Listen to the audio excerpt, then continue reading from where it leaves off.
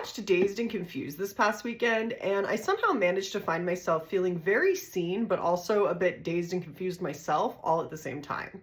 So, Dazed and Confused is a 1993 movie that follows the lives of various teenagers on their last day of school in 1976. So, kind of think American Graffiti, but with a little bit more weed.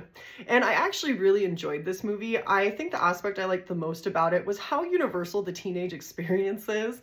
Like the part where they all ended up at the chicken restaurant pretty much paralleled my own experience of constantly meeting my friends at the local Sonic. And then the part where they're all driving around aimlessly talking about how they want to do all sorts of stuff, but they're not really sure how to achieve that or really what they want to do. I remember having so many nights driving around in my truck with my friends, and we had the exact same conversation, even down to the conversations about aliens and conspiracies. It was like really cool because it was like looking into a mirror of my own experiences. I also really liked this movie because I think it showed life before the internet and how if you wanted to go and find things to do, you had to actively go out there and find them.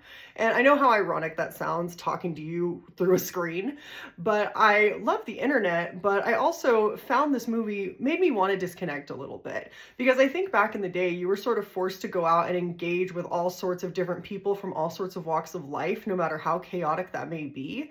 And I actually kind of appreciate that. Now we get to be a little bit more choosy with our interactions. We can kind of use our phones to filter people or experiences.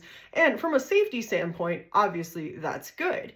But on the other side of the coin, I sometimes wonder if we're limiting all of our possible human experiences by doing so. You never really know who you could meet or what could happen by putting the phone down and seeing the world organically. I say to you, through a phone. And finally, I do have to ask, has anyone actually experienced some of the things that happened in this movie? I know it takes place in the 70s and the world is vastly different now, but was anyone like actively getting like chased and paddled or forced to lay on the ground and be covered in ketchup, mustard, and flour? Like, I can see those things being part of like a sorority hazing or something like that, but this is a high school. So what is going on? What school is this? If this happened to anyone, can you please like let me know? Because I was left very, very confused and figured, oh, it was just a different time.